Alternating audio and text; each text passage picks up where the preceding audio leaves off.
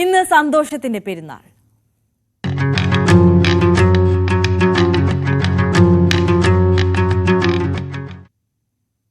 വ്രതശുദ്ധിയുടെ പുണ്യവുമായി സംസ്ഥാനത്ത് ഇന്ന് ഇസ്ലാം മതവിശ്വാസികൾ ചെറിയ പെരുന്നാൾ ആഘോഷിക്കുകയാണ്. വിപുലമായ ആഘോഷങ്ങളാണ് എല്ലായിടത്തും ഉള്ളത്. ലഹരിക്കെതിരെ നാടെങ്ങും ഒരുമിക്കുമ്പോൾ ലഹരി വിരുദ്ധ സന്ദേശത്തിന്റെ വേദി കൂടിയായി ഈദ്ഗാഹുകൾ മാറുകയാണ്.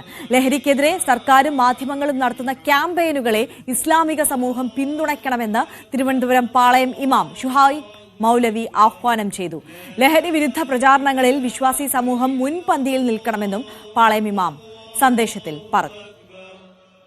ഈ റമളാന്റെ ചൈതന്യം നമ്മിൽ നിലനിൽക്കുന്നുണ്ടെങ്കിൽ ആ ചൈതന്യത്തിൽ നാം മുന്നോട്ട് പോയാൽ ലഹരിയടക്കമുള്ള ഒരു സാമൂഹിക തിന്മയിലും നമ്മൾ അകപ്പെടില്ല എന്ന് മാത്രമല്ല, റമളാനിൽ നാം ആർജിച്ചെടുത്തിട്ടുള്ള ഈ ഊർജം ഉപയോഗിച്ചുകൊണ്ട് ലഹരിക്കെതിരെയുള്ള പോരാട്ടത്തിൽ, അത്തരം സാമൂഹിക തിന്മകൾക്കെതിരെയുള്ള പോരാട്ടത്തിൽ ശക്തമായിട്ട് അണിചേരാൻ നമുക്ക് സാധിക്കും എന്നുള്ളതാണ്. അണിചേരാൻ നമുക്ക് കഴിയുകയും ചെയ്യേണ്ടതുണ്ട്. മലപ്പുറം മദീൻ ഗ്രാൻഡ് ജുമാ മസ്ജിദിൽ ഈദ്ഗാഹിന് ശേഷം SYS ലഹരി വിരുദ്ധ ക്യാമ്പയിൻ സംഘടിപ്പിച്ചു. ജനനിര എന്ന് പേരിട്ട ക്യാമ്പയിൻ ഇബ്രാഹിം ഖലീലുൽ ബുഖാരി തങ്ങൾ ഉദ്ഘാടനം ചെയ്തു. ലഹരി വിരുദ്ധ പ്രതിജ്ഞയും ചൊല്ലി. പവർ സ്റ്റേഷനായ ലഹരിക്കെതിരെ ഞാൻ ദൃഢപ്രതിജ്ഞ ചെയ്യുന്നു. എന്നിൽ നിന്നോ എന്റെ അറിവോടുകൂടെയോ ഒരു കാരണവശാലും ഒരുവിധ ലഹരിയും അള്ളാഹു നിഷിദ്ധമാക്കിയ നശിപ്പിച്ചു കളയുന്ന കുടുംബത്തെ തകർക്കുന്ന ഒരു ലഹരിയും എന്നിൽ നിന്ന് ജീവിതത്തിലൊരിക്കലും ഉണ്ടാവില്ലെന്ന് ദൃഢപ്രതിജ്ഞ ചെയ്യുന്നു.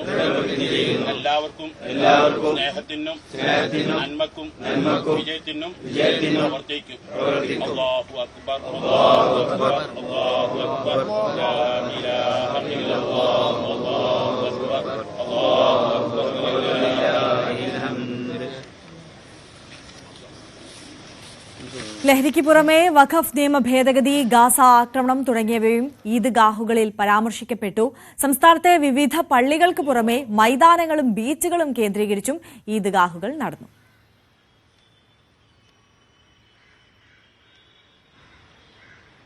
سمع الله لمن حمده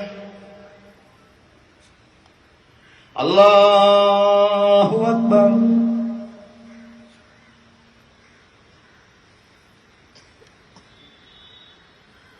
الله أكبر الله